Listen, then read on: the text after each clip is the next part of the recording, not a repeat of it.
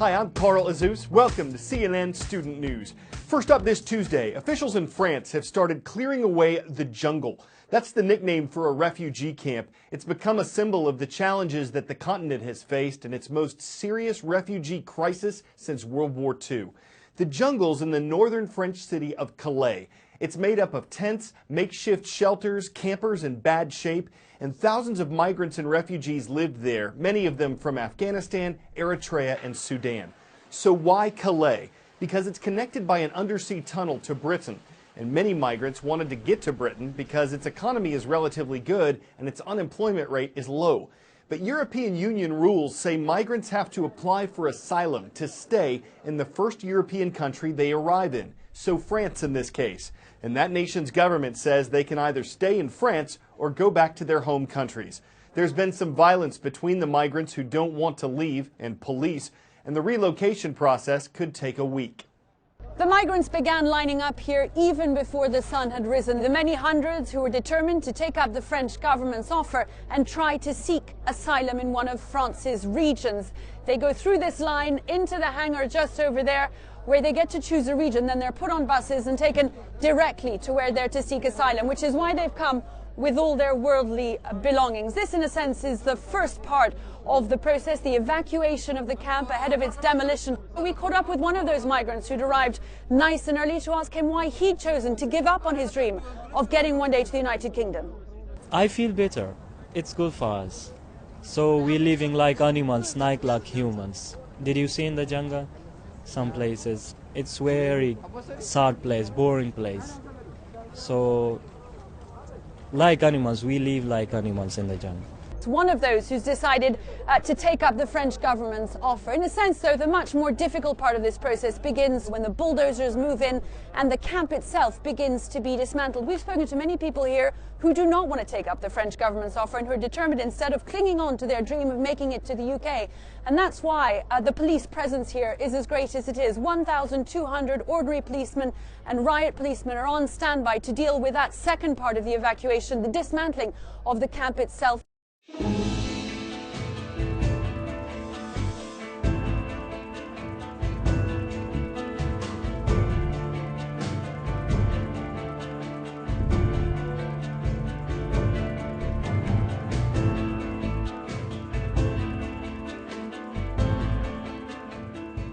These types of hexagonal shapes over the ocean are, in essence, air bombs. They're formed by what are called microbursts, and they're blasts of air that come down out of the bottom of the cloud and then hit the ocean and then create waves that can sometimes be massive in size as they start to interact with each other.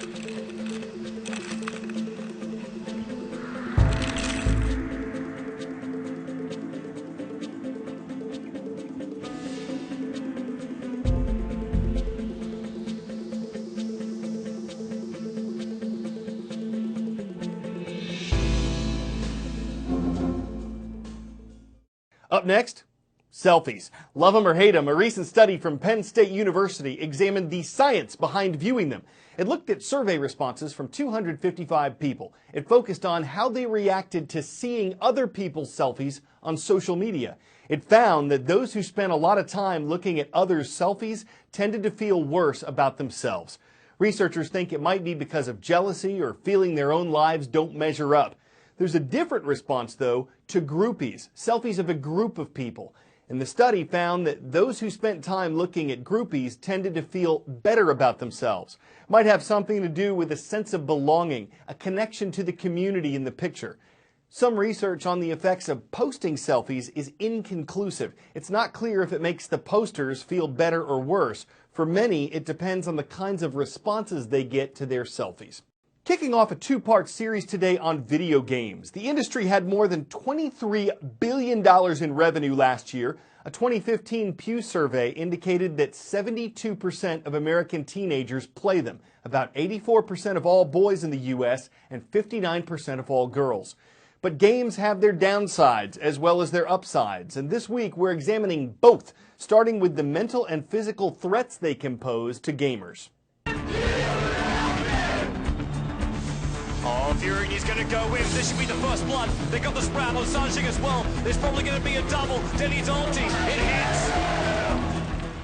The game is Dota 2, and this is the international tournament. At stake, a whole lot of cash and bragging rights that your team is the best in the world. Navi have just won $1 million. How did you get into gaming in the first place? I started playing online and just got really hooked to this game, and then eventually, out of nowhere, just some team was like, you know, do you want to win some gear by playing in this tournament? I'm like, yeah, sure, that sounds fun, and it just slowly progressed into getting paid a little bit.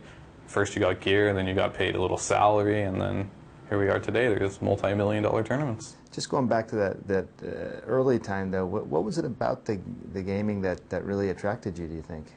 It was just like very mentally stimulating, I guess. You could keep my attention for hours, and then you make little mistakes, and like you just want to play a new one to like fix those mistakes. So it's just like every game just made you want to play better. So it just like was very addicting, I guess.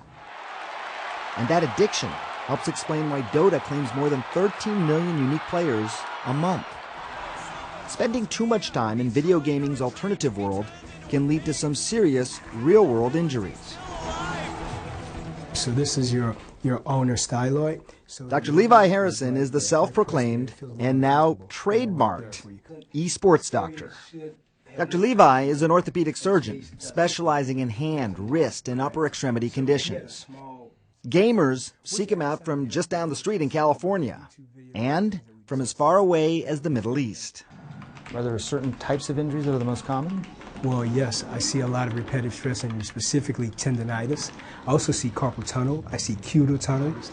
If somebody came to me, and I don't take care of these types of injuries, but if someone came to me and said, look, I'm having a lot of pain from playing these games, I would say, you would say, don't play these games as much. And I would say, not necessarily. Taking a 5-minute break every 60 minutes, doing the stretches, doing the exercises, but more importantly, staying well hydrated when you're gaming, to not just sit there for 12 or 14 hours. But the problem with extreme gamers, they just don't know when enough is enough. China was the first country in the world to declare internet addiction a clinical disorder in 2008. These teenagers in Beijing can't pull themselves away from the computer. Not to eat, not to sleep, not even to go to school. The documentary Web Junkie follows them as their parents have them admitted to Daxing Internet Addiction Treatment Center.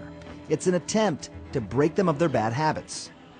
有的孩子在上网上到非常极端的时候了，怕这个上厕所连解小便什么的影响他上网打游戏，他带上尿不湿，人一定是吃坚果的时候。We decided to go see director Tao Ran ourselves. He's the psychologist who established this facility to teach children how to use the internet responsibly. Tao says he's rescued thousands of addicted teens through a mixture of medicine and psychology. He claims 80% of teenagers can recover if their family is engaged in the process, but only half that if they're going it alone.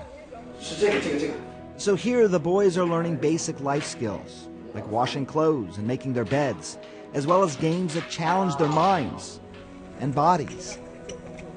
They tell us Tao's program has helped their relationships with their families, and that when they leave, they're going to spend more time in the real world.